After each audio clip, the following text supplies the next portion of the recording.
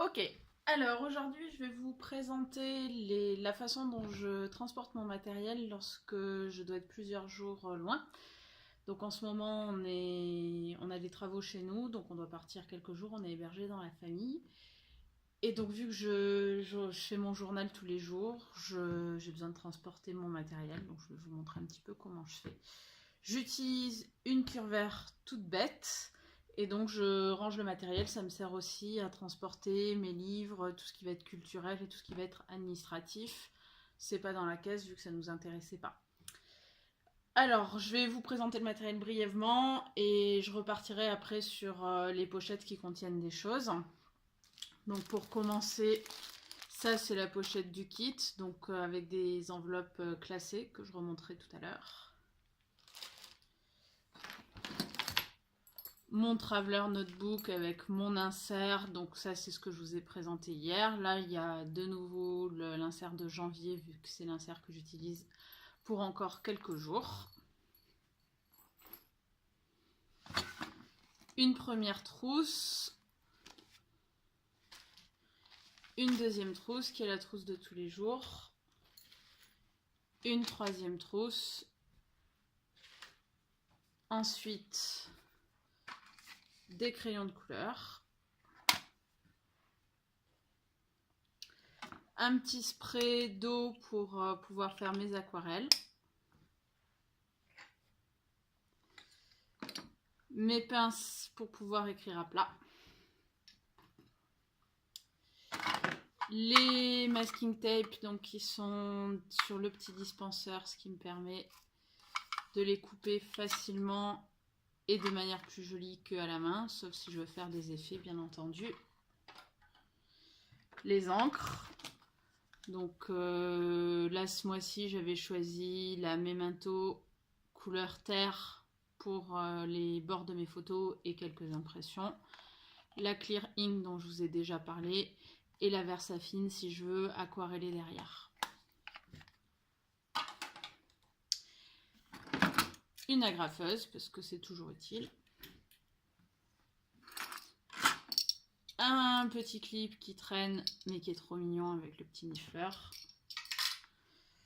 Deux tubes de colle, celui en cours et un d'avance parce qu'on est parti quelques jours.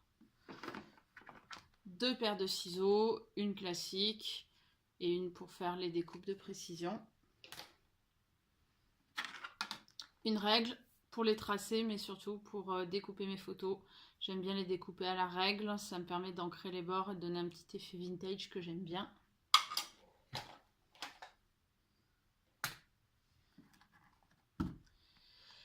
Un nettoyeur pour les tampons, donc sur lequel je passe mes tampons pour les nettoyer après usage.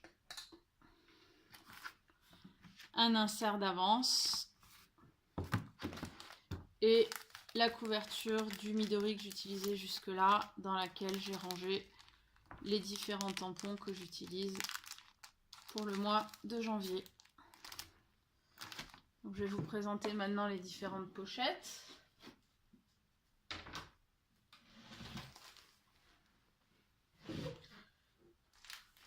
Donc il y a trois trousses qui viennent d'anciens kits ou du kit en cours et la pochette de kit. Dans celle-ci, j'ai les petits feutres Stabilo qui sont les réserves. Les couleurs que j'utilise vont être dans cette trousse-là que je vais vous présenter.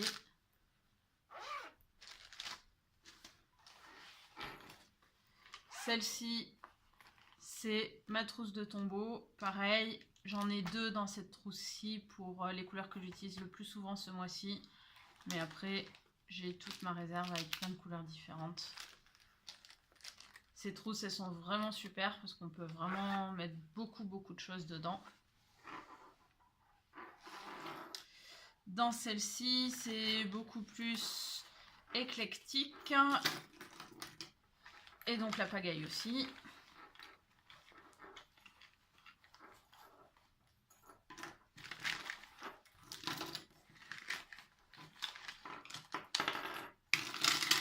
Hop là. Vous voyez, on en rentre des choses. Il y a des tonnes de choses dedans.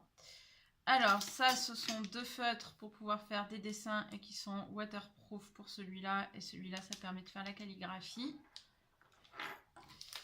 Des recharges pen gem qui sont compatibles avec le stylo de ce mois-ci et des mois qui viennent. Donc ça me permet de pouvoir recharger vu que les recharges n'ont pas une durée de vie hyper importante. Un stylo tout bête en cas de soucis. Des gel pens qui sont là pour la partie bullet journal weekly. Ils me servent en fait à écrire différents codes. Donc c'est mes codes couleurs. Comme je disais, les stabilos qui vont me servir soit dans le journaling, alors notamment ces couleurs 6 pour les alertes météo par exemple, ou pour écrire des notes diverses et variées. Les 2 tombeaux dont je vous parlais. Un feutre qui me sert pour stabiloter des passages dans les bouquins par exemple. Des stylos qui n'ont rien à faire là et qui vont donc partir. Le fabuleux bloc acrylique pour les tampons, donc ça c'est un indispensable. Du blanco parce que y en a besoin souvent. Une règle, une équerre. L'équivalent Cultura des tombeaux pour, donc en noir pour faire un peu de calligraphie. Des crayons Critérium de différentes largeurs. Et un 4 couleurs. Mais avec des couleurs pastel, pareil, qui me servent dans la partie weekly pour faire différents codes. La sacro-sainte gomme. Et un tube de scotch, notamment en janvier, j'ai pas très bien géré la construction de mon grand Dory et j'ai eu besoin de scotcher parce que j'avais des pages qui fichaient le camp. Et puis encore et toujours ce charme qui est vraiment super joli qui vient de Colibri Charms. Et pour finir la présentation de ma boîte, la pochette donc du kit en cours. Là, ça fait quelques mois qu'ils font plus les pochettes en tissu, c'est dommage, c'était bien pratique. Avantage par rapport aux pochettes plastiques, elles tiennent plus longtemps, donc je mets toujours le kit en cours dans une des pochettes en tissu qui me reste. Ça me permet de vraiment plus facilement stocker sans avoir de déchirure de plastique ou autre. Alors dedans on a plein de choses. Un bout de papier peint parce que je détapisse en ce moment et donc ça va être quelque chose qui va être inclus dans mon journal. Les feuilles d'instructions qui viennent avec le kit de Memory Keeping dans le Traveler Notebook. Donc ça me permet de... Enfin, je les ai gardées parce que je vais travailler dessus, mais à la fin du mois quand j'aurai imprimé mes photos.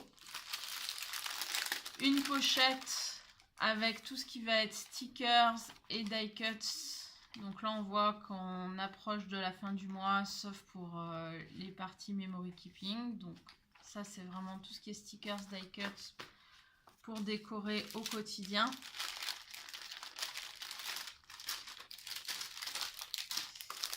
La pochette avec les papiers. Donc il en reste pas mal parce que là j'ai surtout fait le journal et donc ils vont me servir à décorer pour les parties de Memory Keeping. Et puis je pense que je créerai des mini-albums parce qu'il y a vraiment beaucoup de papiers et puis ces papiers sont vraiment super jolis.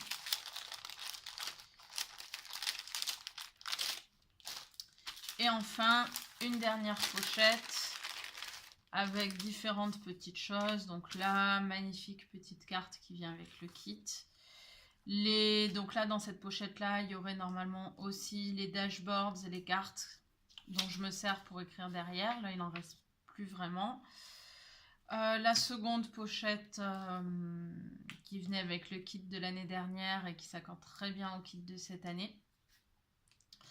Pareil, ça c'est les post-it de l'année dernière qui s'accordent très bien avec le kit de cette année. une des 2 pochettes qui venait avec le kit de memory keeping dont je vais me servir, mais quand je ferai la partie memory keeping, donc c'est pour le moment pas encore fait. Et le notepad, les feuilles qui restent, sachant que ce que je fais, c'est que j'enlève des feuilles et j'en mets en réserve dans mon cahier. Donc voilà pour la présentation de ce que je prends en déplacement. C'est encombrant sans l'être trop. Ça a l'avantage de pouvoir travailler sur une table qui ne m'appartient pas, qui n'est pas organisée comme à la maison, mais sans non plus avoir besoin de chercher des choses pendant trop longtemps, ni d'avoir à ranger pendant trop longtemps. Donc ça marche pour moi, c'est fonctionnel. Je fonctionnais aussi dans un fonctionnement de cet ordre-là quand j'avais pas de bureau dédié et que du coup j'avais juste une petite pièce, j'avais ma caisse avec les choses en cours et ça me permettait de pouvoir travailler rapidement sur la table du salon sans tout encombrer et en ayant quand même tout toujours à portée de main. Voilà, merci de m'avoir écouté et puis à bientôt.